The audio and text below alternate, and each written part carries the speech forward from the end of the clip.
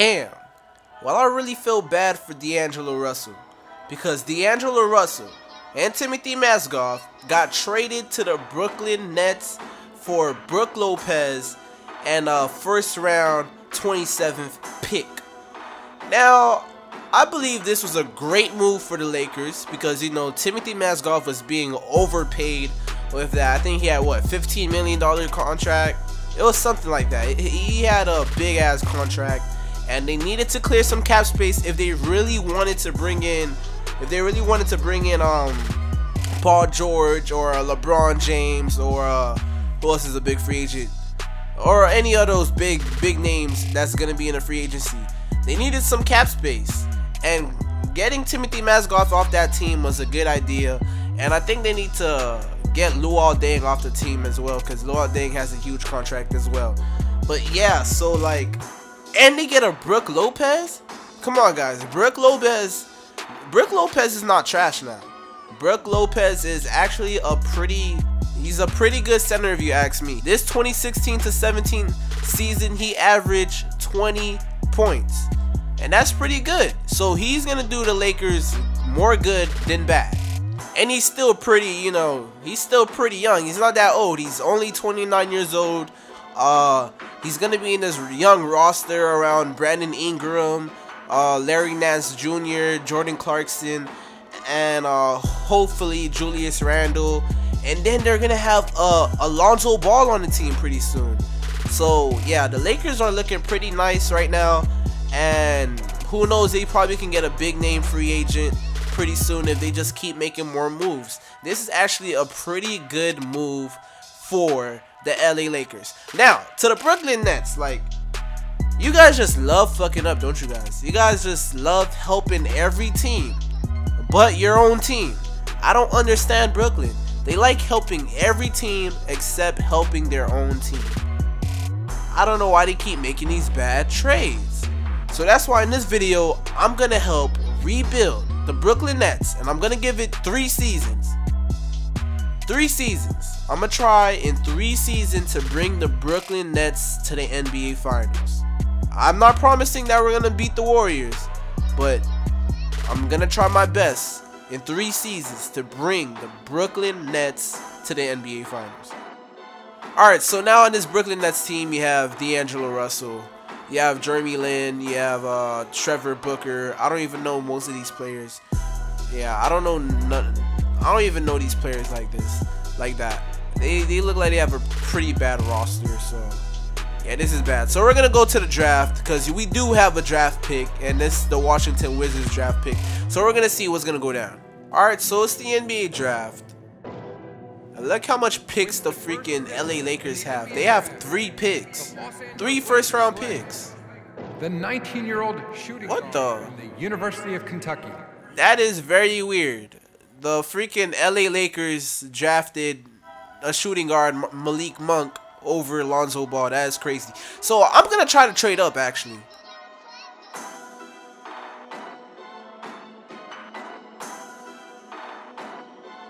Alright, so we actually trade up here, and I traded Jeremy Lin, our 22 draft pick, Trevor Booker, and a 2nd rounder. So now we're 6. We have a chance to get, I don't know who can we get, but we have a chance to get a player. The Phoenix Suns select the 19-year-old point guard from the University of Washington. Alright, so the Suns pick up Markelle Fultz. So that leaves a couple of good players still out there. I'm happy that I traded for a lottery pick, and this is pretty good. Thank you, Magics. Thank you, Orlando Magic. I really appreciate this. Alright, so we still have a Jason Tatum out there. We have a Dennis Smith, Jonathan Isaac, Harry Giles. Which one should we pick?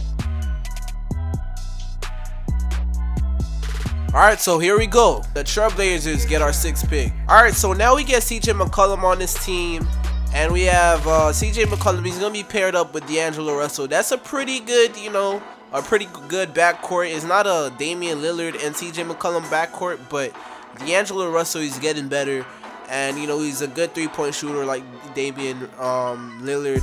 and he's a good playmaker just like Damian Lillard. So, you know, CJ McCollum teamed up with D'Angelo Russell is pretty good for the Brooklyn Nets.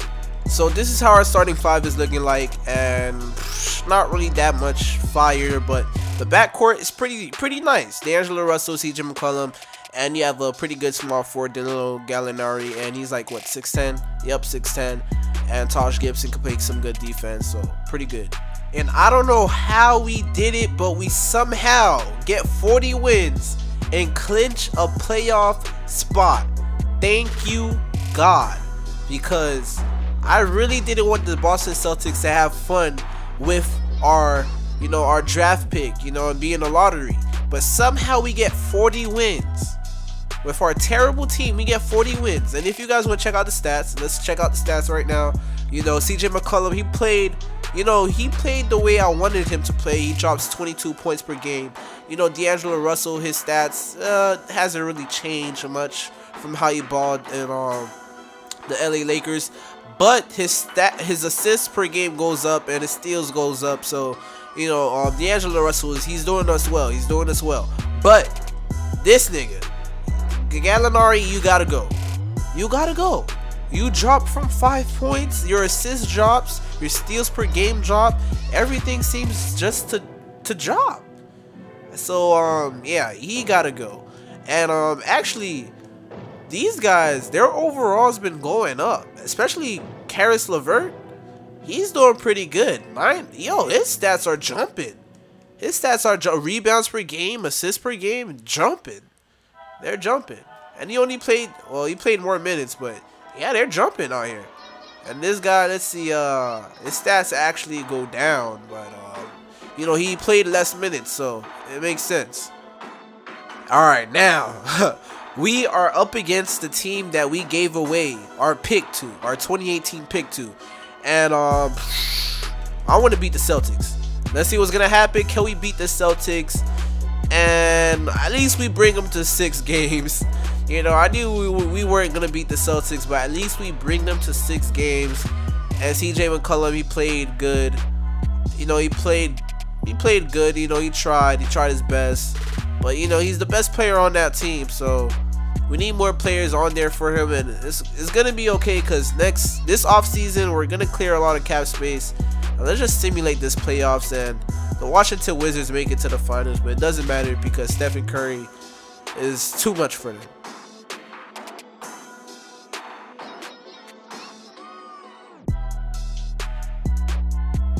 Come on, Suns, you have to agree to this, please. And yes, they agreed to it. So now we get the first. I mean, we did give up like a whole bunch of picks, but I don't care. What I want is DeAndre Ayton or Michael Porter. With the first pick in the NBA draft, the Brooklyn Nets select Mike Porter from the University of Missouri. They actually have him as power forward, but we're going to move him to the small forward position to boost up his overall. So I'm going to try to sign Carmelo Anthony, and he signs with us, and I'm going to go trade him. We're going to try to pick up Hassan Whiteside. And the Heat agrees to our offer, but we only get Hassan Whiteside for 1 year. And, you know, I'm okay with that. I'm okay with that. I'm confident that we can somehow make it to the championship. We have to put all our chips on the table right now. Alright, so this is what happens when I change Michael Porter's power forward position to a small forward position. So he boosts up 4 overalls to an 85 overall. So now we have Whiteside, Michael Porter, CJ McCollum, D'Angelo Russell, Greg Monroe coming off the bench, and we have a pretty good squad now. And our starting power forward is going to be either Patterson or, yeah, we don't really have good power forwards or anything like that, but it doesn't matter. We still have a good team. Yeah, I don't care what anybody says. On paper, we have a pretty good team. We have actually 4 80s on our team. 5 80s. We have 4 80s on our starting 5, and we have a 80 overall on the bench, coming off the bench. So this is pretty good. We have a pretty good team, and I have faith that we're gonna be at least third in the Eastern Conference. I said finals. We're gonna be third in the Eastern Conference. I believe it.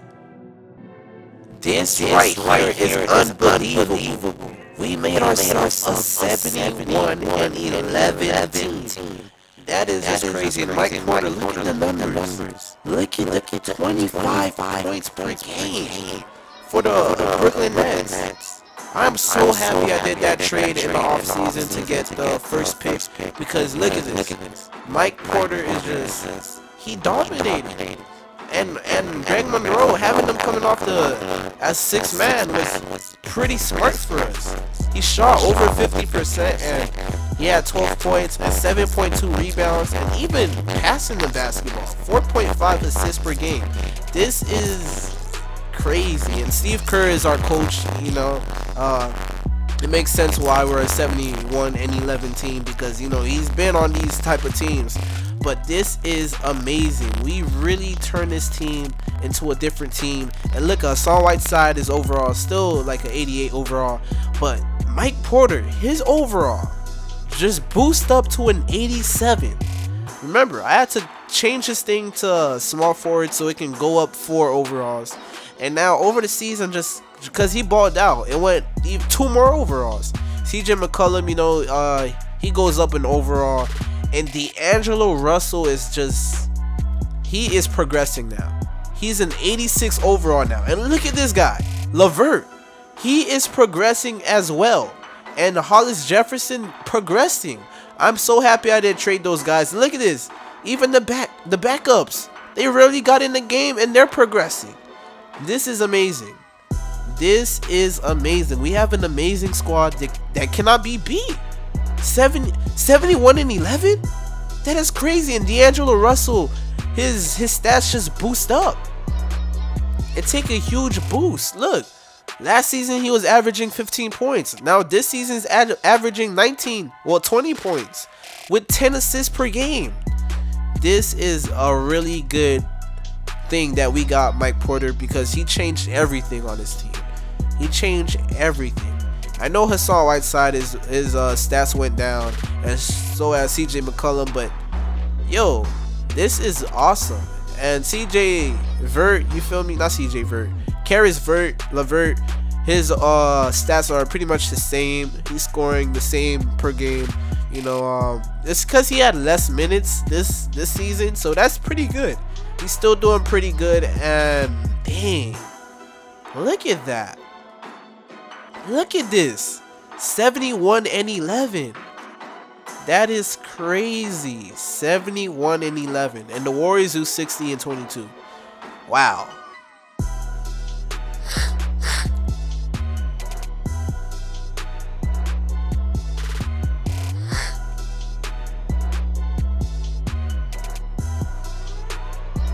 And we're matched up against the Philadelphia 76ers. And my bad if I kind of sound weird, it's because I'm sick. So we're going to simulate current round and hope that we don't lose or choke and we beat the 76ers in 5. That's pretty good. Can we beat the Milwaukee Bucks? And we beat the Milwaukee Bucks in 5. And the New York Knicks, oh, remember, they have DeAndre Ayton. They have a pretty good team. And we beat them in 5. So that's pretty... That's amazing. We only lost 3 games and we won, what, 12? And now we're matched up against the Golden State Warriors. And remember, guys, I promised to bring us to the finals in under 3 seasons. I didn't promise to win now. So this is going to be a tough one to defeat the Golden State Warriors. Can we do it? We're going to see. Simulate, and we beat the Golden State Warriors. Let's go. Brooklyn Nets 2019 NBA. Wait, is this 2019? Yeah, I think this is 2019. 2019 NBA, well, 2018 to 2019 NBA champs. This is amazing. This is crazy. They beat them in Game 7. And D'Angelo Russell, it's funny how he turns to the guy that he gets traded into the finals MVP. And the Lakers are nowhere to be found. Look, the Lakers are nowhere to be found. So that is very ironic. That's funny right there. So thank you for watching, guys. Please like, comment, subscribe, and this was a pretty good rebuild. I like this episode.